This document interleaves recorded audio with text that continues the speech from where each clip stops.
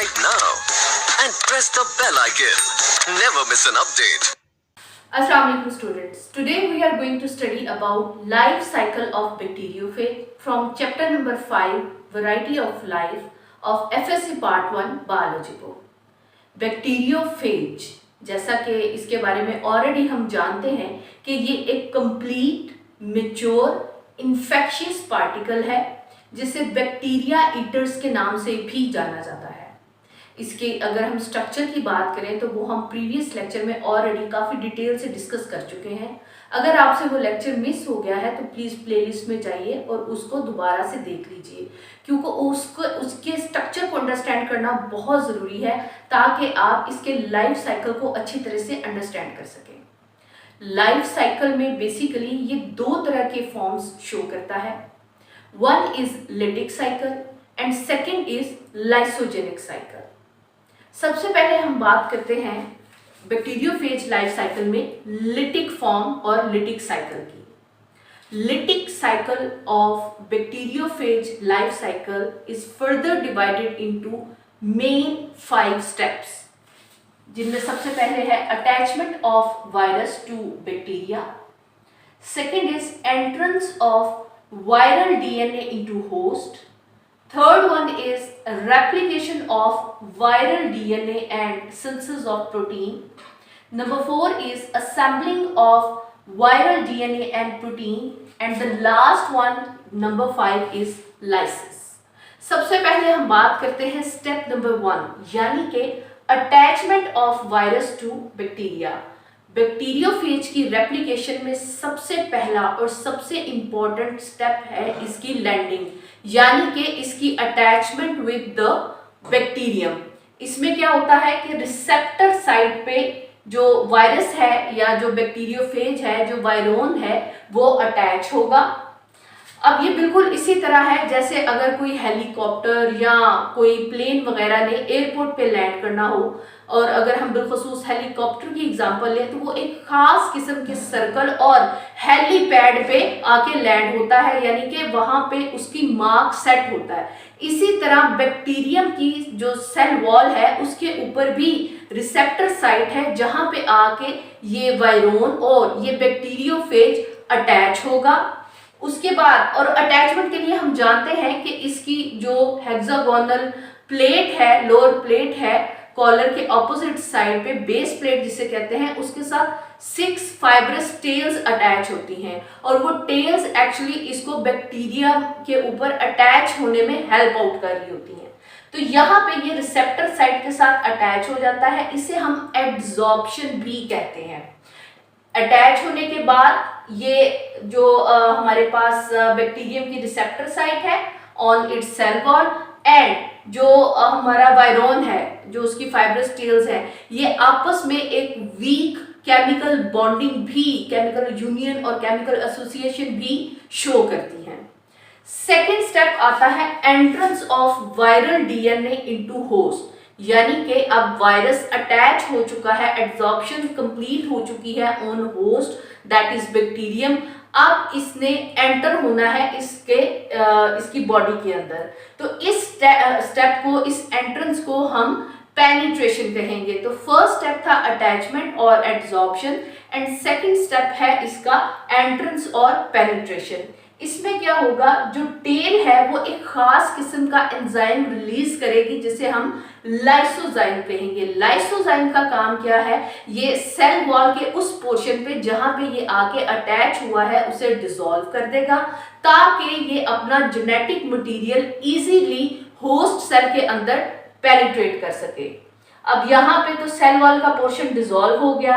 अब tell sheet ने क्या करना है, कंट्रैक्ट करना है, और उसके बाद जो टेल कोर है वो क्या करेगा, वो डीएनए को फोर्स कर देगा cell wall and then via cell membrane ये एंटर हो जाएगा बैक्टीरियम की बॉडी के अंदर।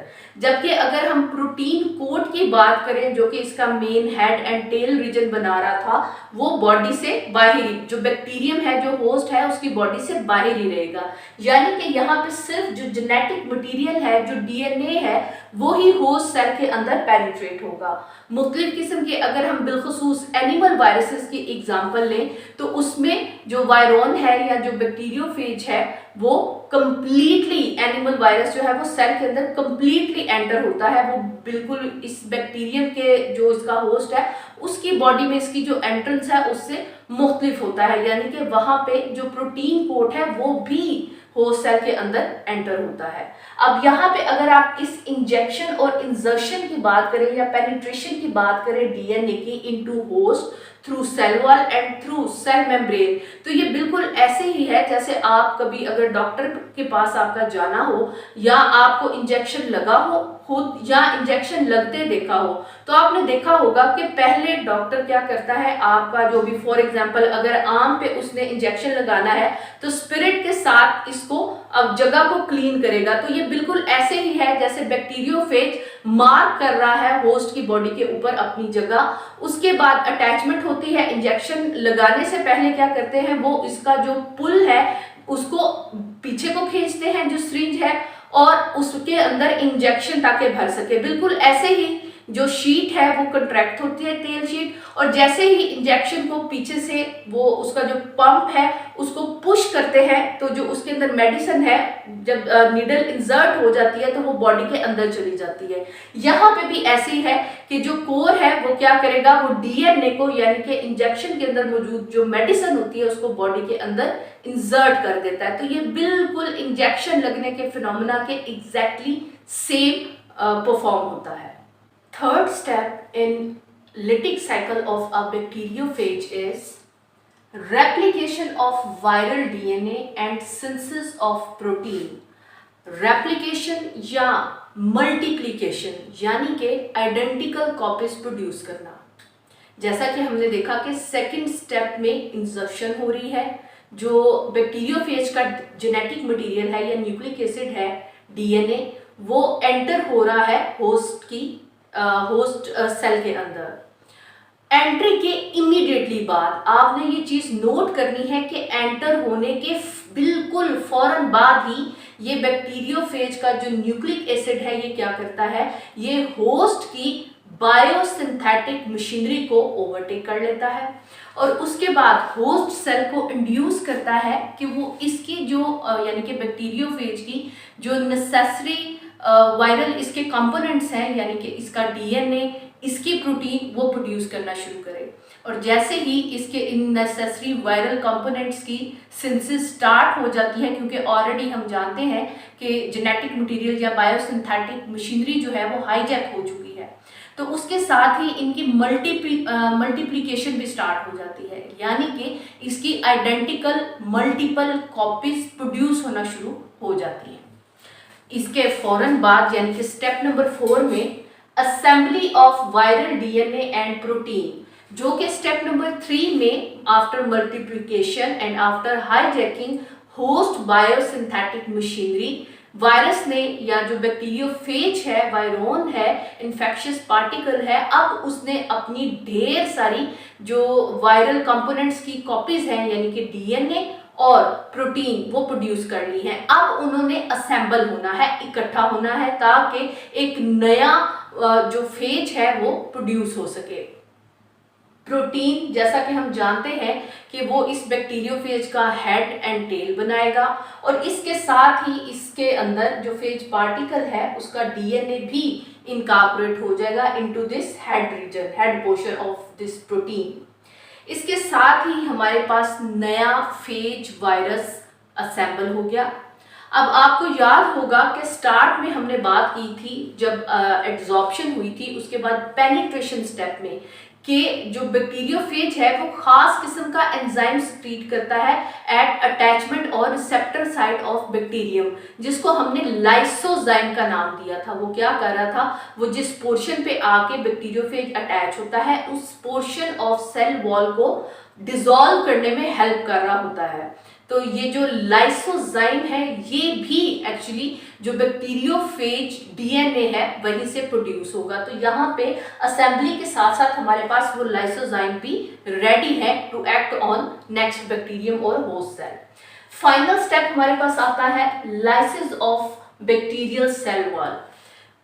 फर्स्ट जो इन्फेक्शन है, फर्स्ट जो इंजक्शन है बैक्टीरियोफेज की इनटू बैक्टीरियम, बिल्कुल उसके एग्जैक्टली अबाउट 25 मिनट्स के बाद, 25 मिनट के बाद लगभग 200 कॉपीज इन फेजेस की प्रोड्यूस हो चुकी हैं।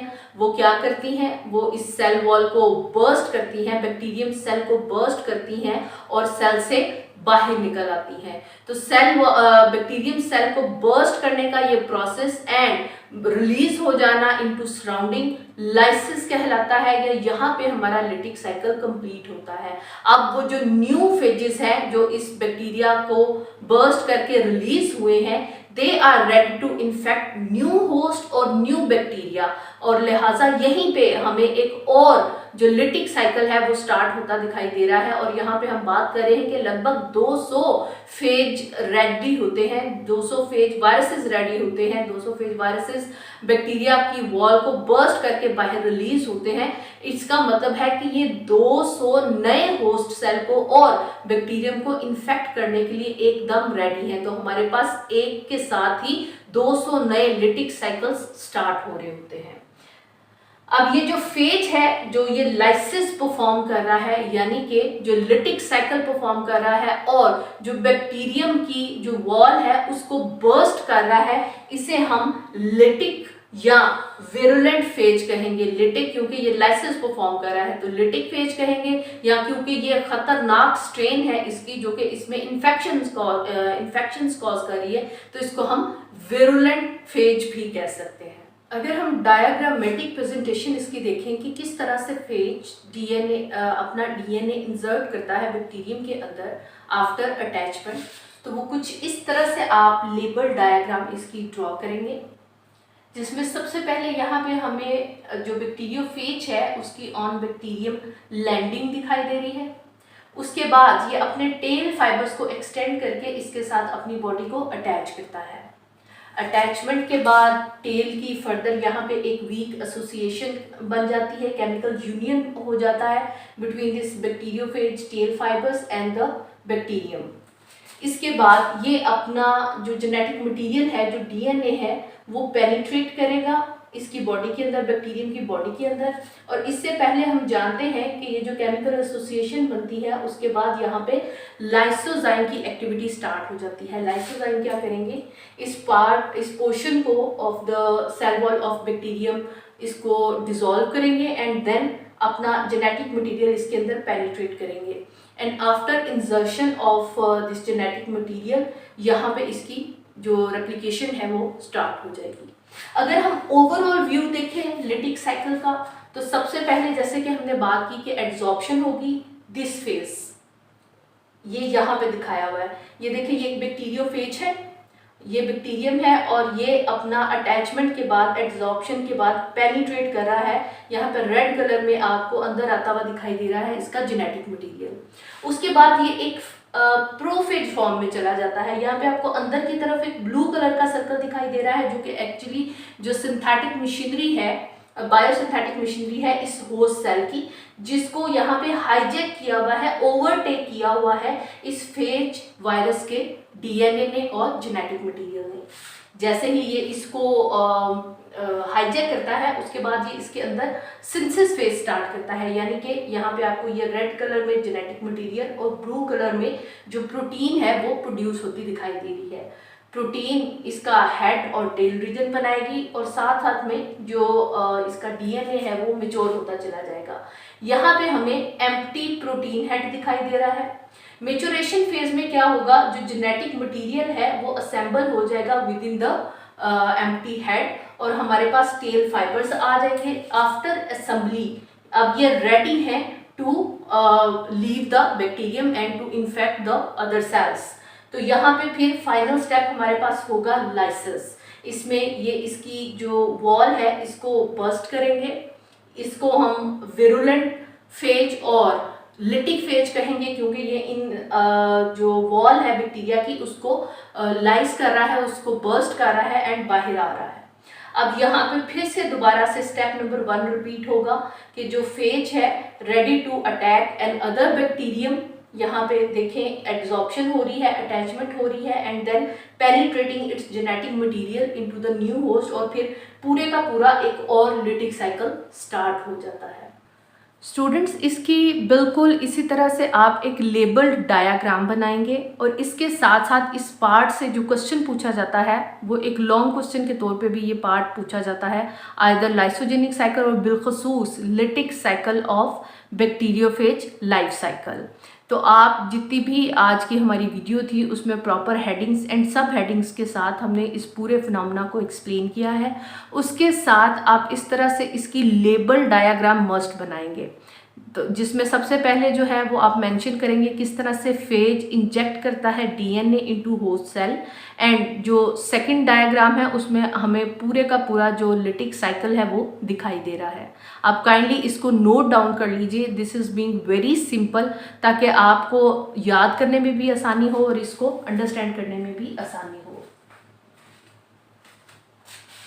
स्टूडेंट्स, इसके साथ ही हमारा आज का टॉपिक कंप्लीट होता है। इंशाल्लाह ताला लाइसोजेनिक साइकिल के साथ जल्दी आपकी खिदमत में हाजिर होंगे। तब तक आपने अपना बहुत ख्याल रखना है और हमें दुआ में ज़रूर याद रखना है। चैनल को सब्सक्राइब करना है, वीडियो को लाइक करना है और साथ लगे बेल के आइकन को आपने ज़रूर प्रेस करना है ताकि हमारी इंकरेजमेंट हो सके। टेक केयर, अल्लाह हाफिज़।